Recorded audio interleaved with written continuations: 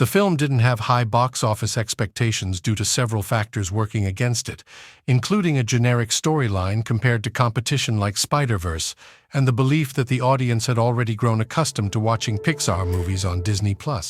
So when Elemental was released and faced initial struggles at the box office, there wasn't even a belief that it would recover its high budget. But what a surprise it turned out to be. The movie held its ground during its time in theaters, keeping the audience's interest alive and earning nearly $459 million, serving as a box office redemption for the studio.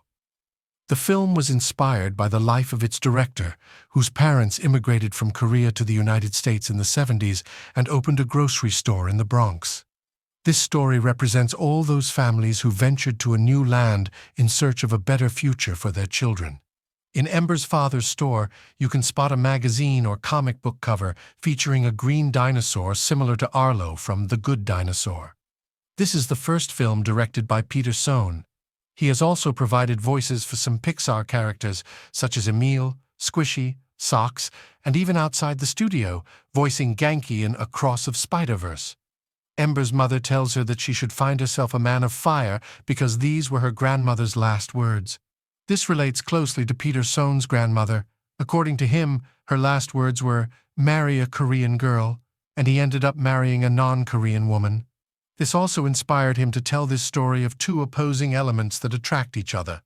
The little earth elemental who is in love with Ember is named Claude, a term referring to a piece of land.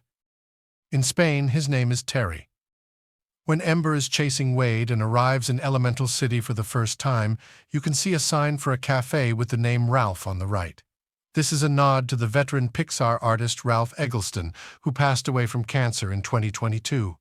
For Peter Sohn, he was a mentor who hired him more than 20 years ago. The appearance of the air elementals is very similar to the cloud characters seen in the short film Partly Cloudy, and it's no coincidence considering that Peter Sohn also directed that short. Speaking of resemblances, Wade bears a resemblance to the protagonist of Osmosis Jones, a film Peter Sohn worked on as an animator before joining Pixar. In his childhood, the director loved to imagine that the periodic table was a big building where each square was like an apartment where an element lived, and he would start imagining stories about how they interacted. This childhood imagination led to the idea of creating a whole society with the elements, although in this case, it's limited to the 4 natural elements. The A113 reference, often seen in Pixar films, makes an appearance here as an office number. It could also be seen in the movie's trailer, hidden in a sign with letters representing elements of the periodic table, hydrogen and aluminum, with atomic numbers 1 and 13, resulting in A113. My name is Ember Lumen. As for her last name, lumen refers to the unit used to measure luminous flux. There's a word in Fire Dutch, D-shock. The language of the Fire People was created exclusively for the film by language creator David J. Peterson, who was also involved in creating fictional languages in Game of Thrones, Doctor Strange, and others.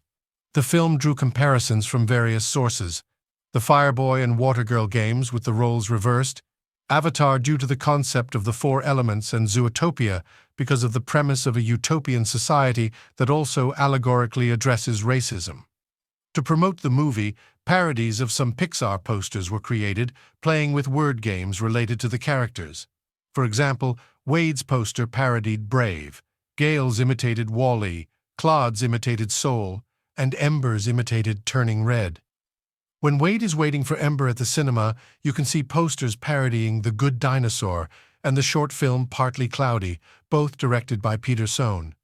And inside the cinema, in Wade's popcorn, you can notice the Luxo Ball logo, which, as you may know, is usually included in some way in the studio's films. Hey, if you're enjoying the video, don't forget to leave your fiery like. In its theatrical screening, the movie had a short film before it, Carl's Date, set after the events of Up. This hadn't happened in Pixar since 5 years ago. The film's soundtrack was composed by Thomas Newman, who had worked with Pixar before. When Bernie identifies Wade as the water guy Ember was chasing a few days earlier, she lies, saying he's a different water guy, followed by the phrase, "Not all water looks the same." recalling the stereotype that Asians often face when people assume they all look alike. Throughout the movie, you can see parodies of brands or products using wordplay related to the elements. For example, there's a truck for the brand Tree-yota, combining tree in English with Toyota. There's also a parody of juicy fruit gum, changing fruit to flame, a cereal called Fire Smacks instead of Honey Smacks, a drink called Dr. Diesel instead of Dr. Pepper, and even a parody of the toothpaste brand Colgate. The director shared that in his family's store, his father used to write some signs incorrectly, and they had to correct them. The same went for sayings or idioms, where he would often change some words.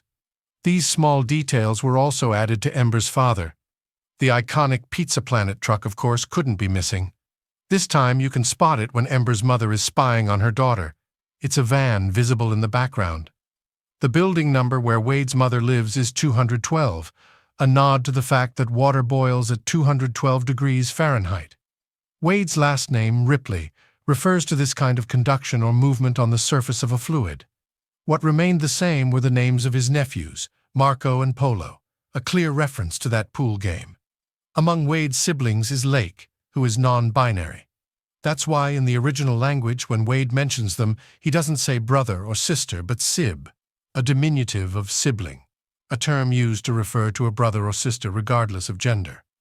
While Wade's family is very affectionate, it's clear that they haven't interacted much with fire people.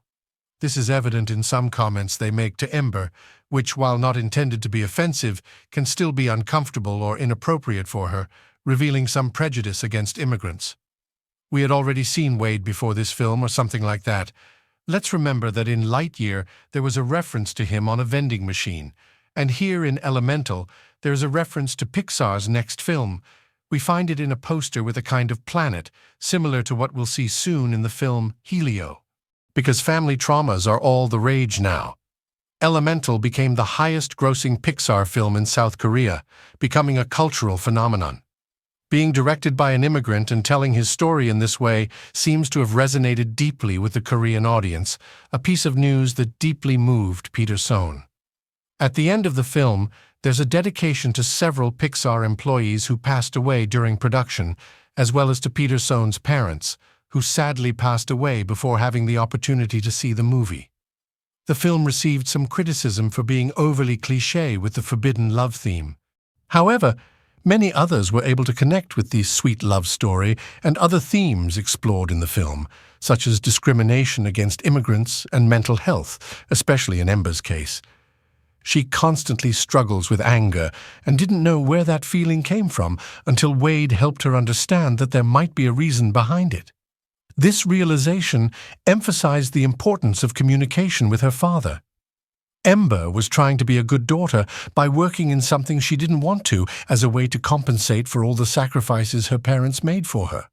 While noble, it wasn't the healthiest approach, as it limited her life choices. Despite Bernie's hope that she would take over the family business, ultimately a parent wants what's best for their children. So if his daughter has other talents to pursue or goals to achieve, he will certainly support her. And that is the final message. Thank you for watching.